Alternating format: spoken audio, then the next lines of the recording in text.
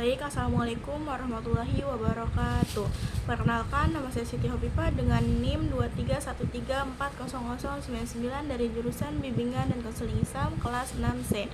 Baik, pada pertemuan ke-13 ini pada mata kuliah Public Speaking yang diampu oleh Pak Adi, kita mempelajari tentang mengenalkan dan mempraktikkan jenis-jenis ice breaking. Nah, apa sih yang dimaksud dengan ice breaking?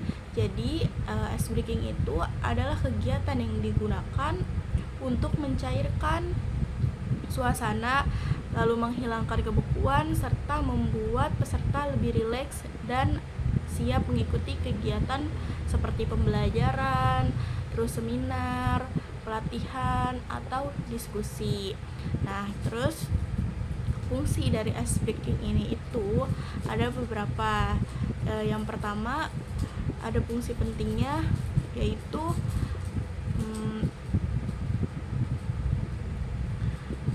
mencairkan suasana pada awal pertemuan. Jadi ketika kita lagi pertemuan dan baru tahap awal, nah itu untuk mencairkan suasananya dan membangun keakraban antara peserta, terus menghilangkan kejenuhan dan kebosanan. Jelas di suatu acara pasti ada aja kejenuhan dan kebosanan kitanya. Nah, itu untuk memecahkan itu. Terus menjadi pengantar materi, terus menjadi bagian dari proses pembelajaran, serta menjadi penutup atau kesimpulan materi.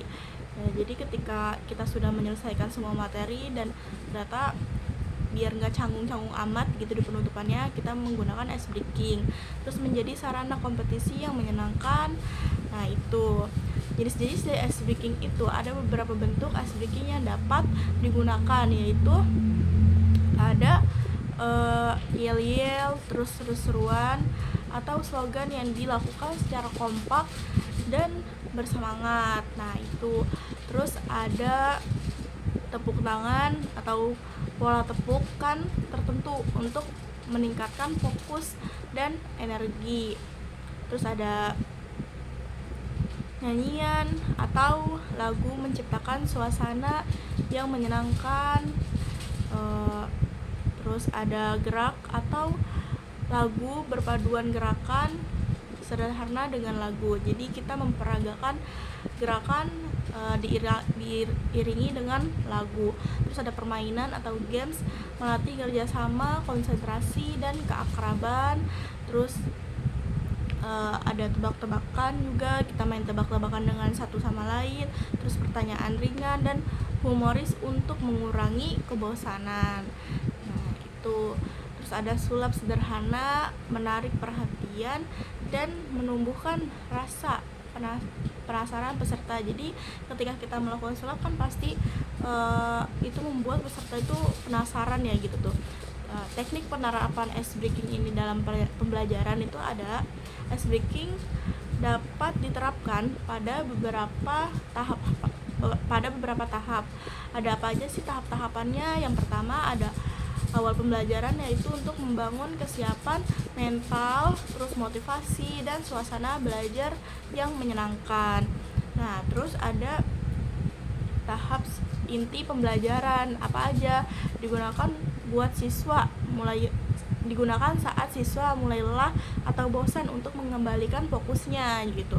Jadi kita membuat siswa kembali bersemangat lagi pada pembelajaran.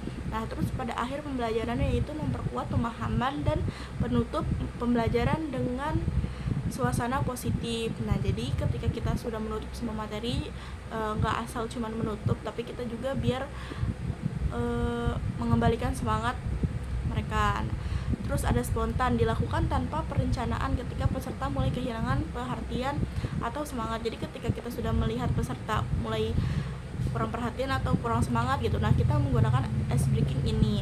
Dari kelebihan ice breaking ini itu membuat waktu belajar terasa lebih singkat, terus menciptakan suasana belajar yang menyenangkan, jelas. Jadi ketika kita senang-senang gitu, jadi merasa kalau waktu itu lebih cepat berlalu gitu tuh. Dapat dilakukan secara spontan maupun terencana. Terus ada meningkatkan kekompakan peserta. Jadi ketika kita melakukan ice breaking, entah itu ice breakingnya apa dan membuat kelompok gitu kan, jadi membuat kekompakan pada peserta, membantu mengembalikan fokus siswa saat pembelajaran berlangsung. Terus nah itu kelebihannya, serta kekurangannya itu apa aja sih dari ice breaking ini. Yang pertama ada harus disesuaikan dengan kondisi dan situasi setempat. Jadi kita melakukan ice breaking juga harus ada tekniknya atau ada ininya tersebut ya teman-teman, biar kita nggak salah. Terus setelah permainan selesai, beberapa peserta terkadang sulit dikondisikan kembali untuk fokus pada materi pembelajaran. Jadi mungkin karena mereka terlalu asik ya pada ice breakingnya, jadi mereka susah mengembalikan fokusnya kembali gitu pada materi yang sudah kita sampaikan. Nah itu dari ice breaking teman-teman, mungkin itu saja yang bisa saya sampaikan, kurang lebihnya mohon maaf. Wabillahi taufiq wal hidayah. Wassalamualaikum warahmatullahi wabarakatuh.